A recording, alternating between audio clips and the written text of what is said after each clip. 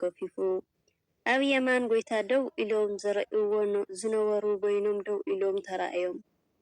በዚ ከዓ ኣዝዮም ሓዘኑ በኸዩ እንታይ የበዲለ ኢሎም ከዓ ንነብሶም ሓተቱ። ድሕሪ ነዊሕ ምሕሳብ ከዓ እቲ ነቶም ኣቦ ዝነቐፍዎም ምዃኑ ኣስተውዓሉ።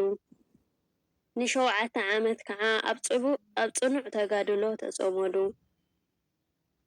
ድሕሪ 7 ዓመት እቲ ዝነበሮም ጸጋ ተመለሰሎም። ብድሕሪኡ ንሕምየታ ከም እሳት ፈርሕዋ።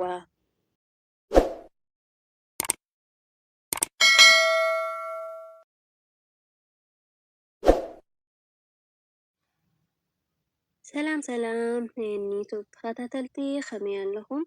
ኣነ ሰላም ኣለኹ እግዚአብሔር ይመስገን። በብዘለኹም ሰላምኩም ብዙሕ ተረፍ የለለይ። ሓደሽቲ ዝኾንኩም ሰብስክራይብ ብምግባር ቤተሰብ ኩኑ፣ ቤተሰብ ዝኾንኩም ደግሞ ሸር ላይክ ናገርኩም ምትዋእኹም ኣይፈለይን ኩራት ህይወተይ። ጾምና ብሰላም ጀሚሩ ብሰላም የፈጽመና ማለት እዩ። እንኳን ኣብ ካልኣይ ሰሙንና ደግሞ ብሰላም በፅሐና ኩራት ህይወተይ። ሎማዓንቲ ሒዘልኩም ዝመፀኹ ደግሞ መንፈሳዊ ዛንታ እዩ ማለት እዩ። ሕምየታን ቂምታን ዝብል ማለት እዩ።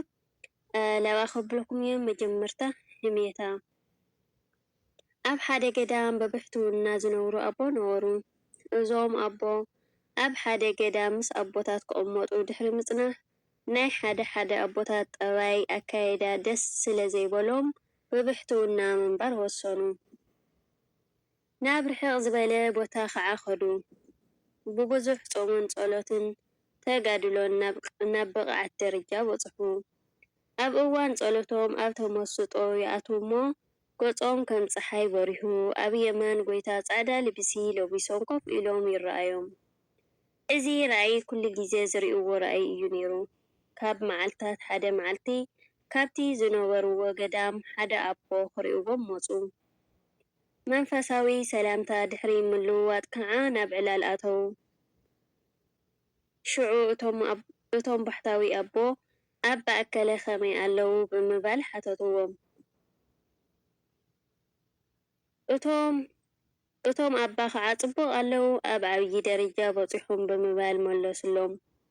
ኣባ ኣከለኸ ንሶም እውን ጽቡቕ ኣለዉ በልዎም። እቶም ኣባ ኣከለኸ እቲ ሕማቕ ጠባዮም ገዲፎምዎ ዶ በልዎም።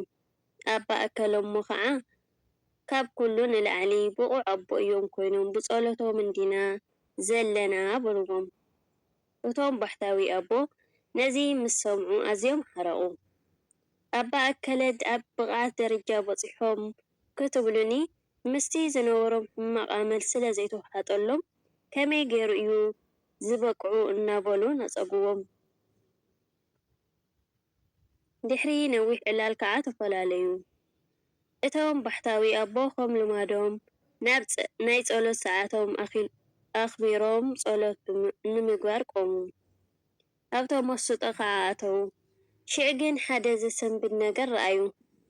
እቲ ከም ፀሓይ ዝበርህ ዝነበረ ገጾም ጸልሚቱ፣ እቲ ለቢሶምዎ ዝነበረ ጻዕዳ ልብሲ ተገፊፉ፣ ኣብ የማን ጎይታ ደው ኢሎም ዝረእይዎ ዝነበሩ በይኖም ደው ኢሎም ተራእዮም። በዚ ከዓ ኣዝዮም ሓዘኑ በኸዩ እንታይ የበዲለ ኢሎም ከዓ ንነብሶም ሓተቱ። ድሕሪ ነዊሕ ምሕሳብ ከዓ እቲ ነቶም ኣቦ ዝነቐፍዎም ምዃኑ ኣስተውዓሉ።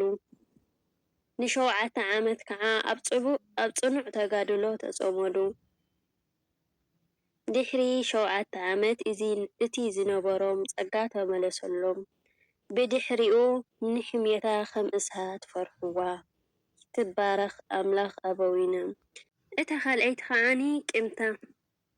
ኣብ ሓደ ናይ ሳይኮሎጂ ዲፓርትመንት ተስተምህር መምህር ንተምሃሪኣ ሓደ ኣሳይመንት ዕዮ ገዛ ክትህቦም ደለየት።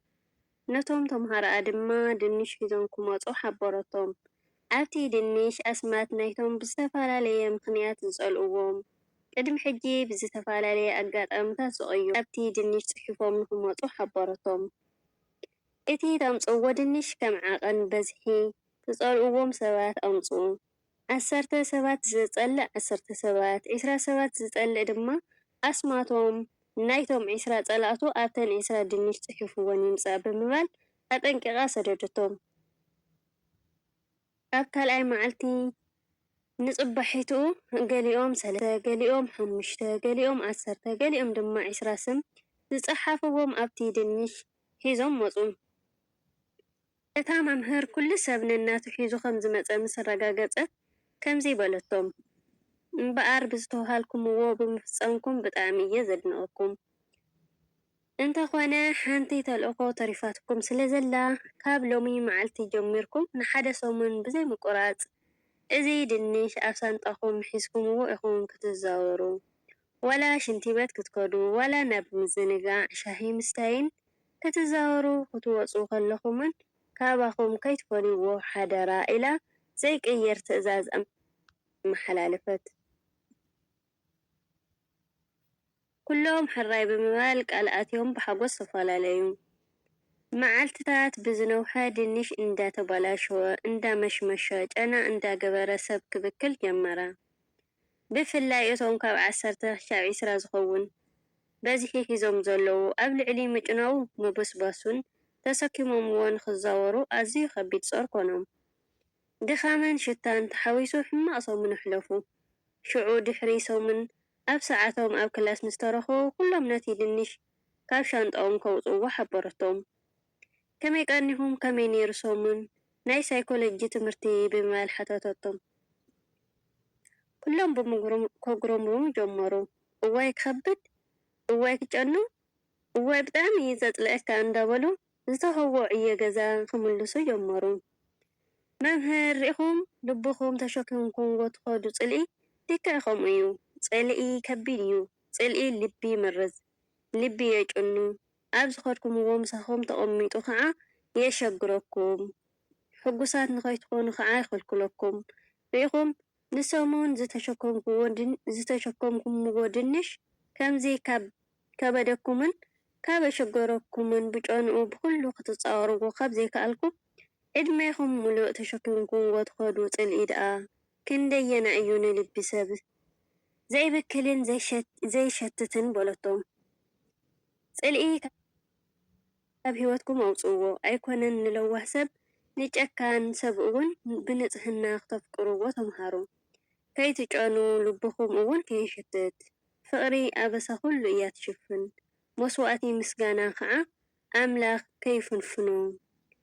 ጽሩይ ልቢ ንኣምላኽ ከርእይዎ እዮም እሞ ብፃዕን እዮም።